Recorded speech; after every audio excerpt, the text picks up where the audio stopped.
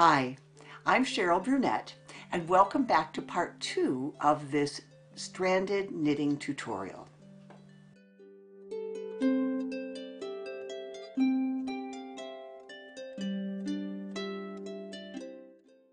In this part 2 of two-fisted, two-color stranded knitting, we're going to cover 4 things.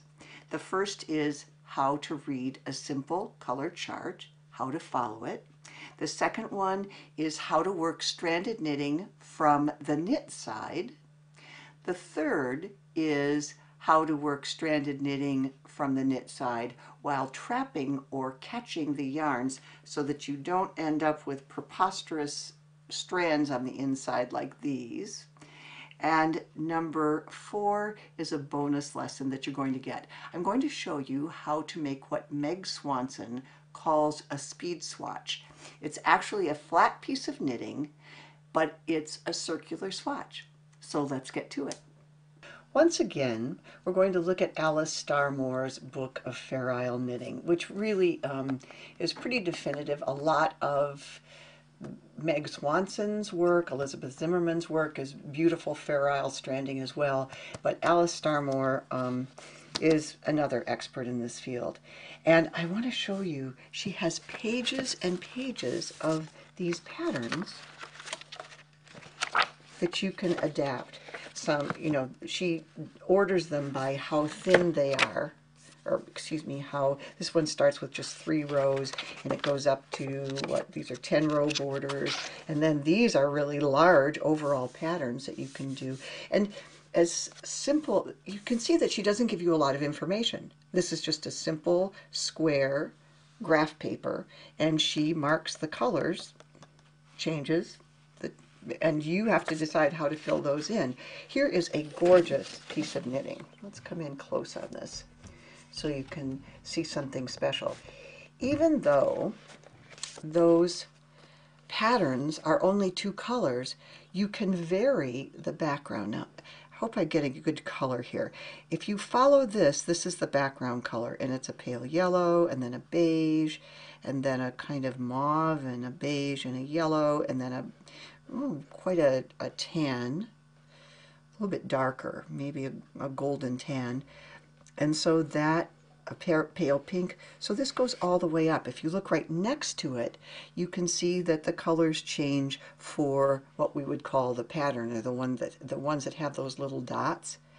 Again, the colors change over and over. There's a gold, brown, black, brown, gold, pale blue, darker blue, black, darker blue, pale blue. And these colors change at different times. So they sort of undulate. It really is, and it looks much more impressive than it is because you're only working with 2 colors at a time. So what do you do? How do you read these things other than go, okay, well, I know I'm supposed to change colors here. I chose one pattern from here, this little arrow thing, and notice that it ends right there. And I don't exactly know why she did that. I'm sure that it's because she wanted every pattern to be the same width, and you have to extrapolate where the rest of that goes. So what I did is I rewrote it like this. I just took that little thing and I colored it so that I could follow it. And notice that I extended that pattern all the way out, and I counted. It turns out it's a 6-stitch repeat. It's just 1, 2, 3, 1, 2, 3, 1, 2, 3. So it's 3 of each color. So it's pretty simple little design. It is 7 rows high. I numbered the rows so I would know where I was. And when you are just knitting, always, if you're on the round, you're always knitting, always looking at the right side, which I find easy. You start in the lower right and read across, and then hop back to the lower right and read across. So this was just a line of plain pink. This is my first line of pattern, and I knit 3. Wait a second, let's just pull that pattern over here. Let's bring that swatch over as long as we're looking at it. I did this 4 different ways, and this is what you see here is that the two end stitches on both sides of the swatch, I knit with both colors just to anchor them there. And this is 4 different varieties of how to execute this. This is simply knitting straight across, and then I came back with these long threads. This is what Meg Swanson calls a speed swatch, and for circular knitting, because your circular gauge will very likely be different from your knit back and forth gauge, because you're knitting all the time. Often people have slightly different gauges for their knits and purls. So if you are going to make a sweater in the round, you need to make a circular swatch. But you know, you'd have to make a really big one to get a good sense of what your gauge swatch is, or what your gauge is. So in this case, you just knit it across, leave big long loops in the back, come back, knit across again.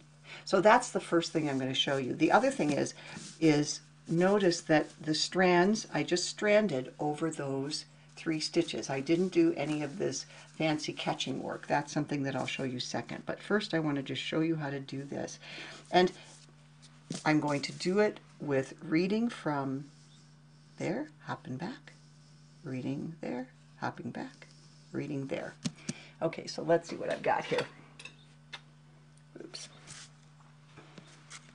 I've got needles that are probably too long, and I'm going to back up a little bit here. Okay. I'm on a knit side, and you can see that I have knit the first 2 stitches. And this is, you know, you have 2 yarns, and there, if you are a continental knitter, I've seen continental knitters knit with both yarns in this hand. There are English or thrower knitters who can knit with both yarns in this hand. They can separate them on their fingers. I'm not that clever, by the way. They can knit them this way. I, on the other hand, learned how to separate them like this. I hold one in each hand, and I find I get really good gauge that way, and I'm not particularly inclined to want to learn it any other way. So let me just knit these 2. I am, just by training, I am a thrower. And so even though I can knit continentally, I just fall back on my muscle memory. Okay, so here we are. I'm at the bottom here, and I have 1, 2, 3 pink stitches. So I'm just going to knit 3 pink stitches and loosely carry the yarn behind. Now remember, your knit stitches are rectangles, right? And so you have to, the rectangles are wide this way. Notice that this is printed out, I don't know if you can see this, on little rectangular papers.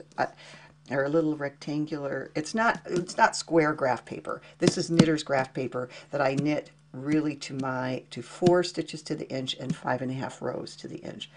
So it gives me a better sense of what that pattern actually is going to look like. But it reminds you that when you are opening that up, you have to have a really loose, not sloppy loose, but a loose strand behind it. And now it's time to knit 3 of the other color. 1, 2, 3. Oops. You can see I'm not as good at this. This is the way I like to do 2-color knitting the best. 1, 2. And it's just 3 and 3 all the way across. And it's pretty rhythmic, and it's pretty easy to do.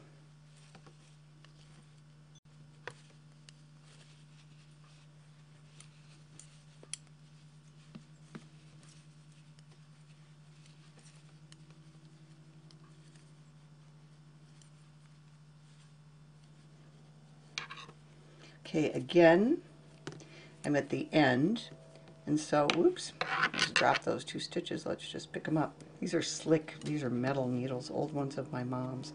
And I'm going to knit these 2 stitches in both colors. Notice that I'm pulling, have to pull that a little bit differently. Let me pull it like that. But there's 1, 2. And because I'm doing a circular speed swatch, rather than turn the work, I'm going to slide everything back along the needle, leave this huge long loop, oops, and start again.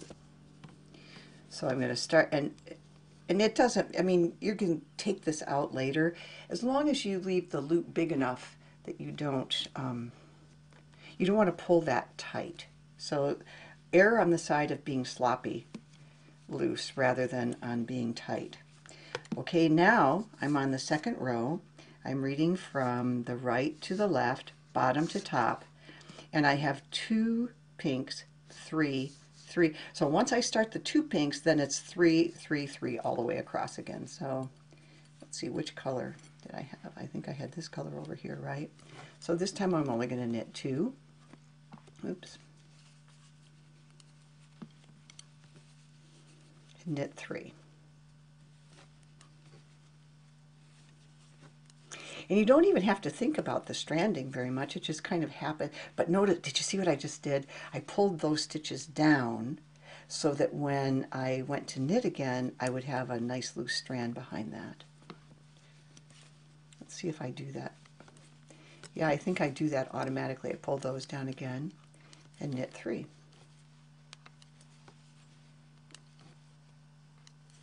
There we go, all the way across.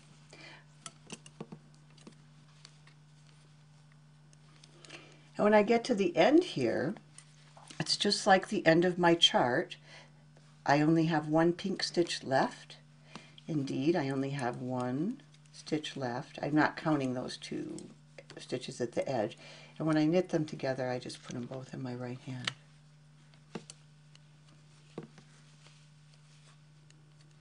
Oops, I didn't catch the pink one that time.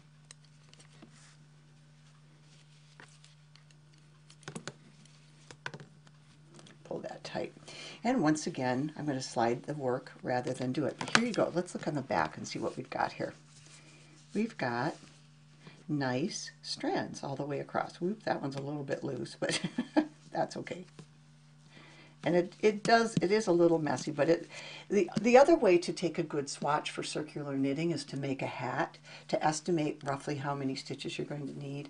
And that's actually when I've taught it. I call it two-fisted, two-color knitting. When I've taught it in the past, I've taught it as a hat. And everybody brings worsted weight, so you can pretty much estimate how many stitches most people need. Okay, now I want to show you how to trap those so that every other stitch is worked in. You know, even these small, if you have a little kid, for example, though they have tiny little fingers, and if this were on a sleeve, they could easily get caught in that. And you saw the result of the buttons from my sweater. I mean, that was kind of a mess. So now I'm going to show you, again, just on the knit side, I'm going to show you how to trap on both the right and the left side on the knit side. So you will use this skill when you are making something in the round, or when you are working a piece flat and you're on a knit row. Okay, let's go back to our chart. We need 1 pink stitch and 3 rose color. I guess I call it a rose color. Let me make sure that they aren't twisted. They got all twisted around here. I do like, when I'm working this technique, to have 1 ball of yarn clearly on one side of my body and the other ball of yarn clearly on the other side of my body. And I think people who are really fast continental knitters and work with both of them on the left side are probably much faster than I am, but I've never been interested, really, frankly, I'm never interested in speed when I'm knitting, for the most part. I mean, unless I have a deadline of some sort. Okay, so I'm going to go 1, I'm on my row 3, I'm going to knit 1 of these, and now it's time to knit my 3 rose color. So 1, but now I'm going to insert as if to knit, I'm going to bring this around, take that as if to knit, take that one back, boop, and that is caught. And again, I'm stretching in that direction, and do the third stitch. Oops, now see, well, we'll have to wait. Let's wait till we do the yarn. When your working yarn is in your right hand, it is so easy to capture it. You just lay that yarn in the crux of the needles, in the cross of the two needles, and knit normally. And that automatically catches it. And then take it below, and it's caught. But it's the right one is a little bit trickier. So you insert as if to knit, wrap as if you were going to knit, wrap that one as if to knit, take that one back home, and pull it through. Knit the third one. You can do, how often should you trap it? Some people do it every stitch, some people do it every third stitch, and it depends on the gauge that you're working on. Again, look at how I trap this one, just by laying it in there. Take that one down. If you're working at a really fine gauge, you know, you can catch it or trap it every third or fifth stitch. It's really personal preference. And what the project is, like for a hat, you don't get your fingers in it as much. Okay, I'm 3, making sure I'm 3. Okay, so I'm going to knit 1, and then I'm going to insert as if to knit, pretend I'm going to knit that, but not really. Take that one back, knit the third stitch. In this case, notice the yarn is under the needle. I knit that. I bring the yarn above the needle so it's between the two.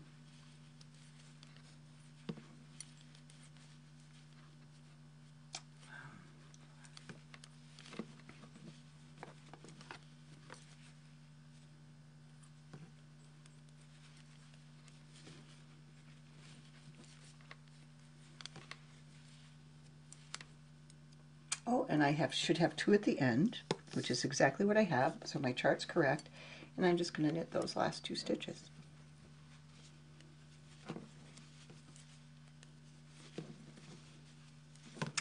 And let's flip it over and see the difference. Here you have the strands, there you have just little itty bitty strands, and if we look at it on this swatch, you can see it more carefully. That's what it looks like on the back side. There you have it. Is that not dandy or what? Thanks for joining me today, and make sure to come back and watch part 3 of this series, where I will show you how to do the purl side of a flat piece of knitting, how to catch the strands on the purl side, and how to just do plain stranding on the purl side. Meanwhile, get out some yarn and practice what I showed you today. Believe me, just these practice swatches will make you brave, and have some fun with it. Have some fun with some colors and make up your own charts or whatever. Till I see you again, enjoy yourself. Be well. Be well. It's been a rough summer, hasn't it, with allergies. And enjoy your knitting and be brave. Be brave with color. That's the one that's a challenge for me. Bye. And we're going to cover 4 things in this particular section of part 2. This is part 2. In this part 2 of two-fisted, 2-strand color knitting, two-fisted, 2-color stranded knitting.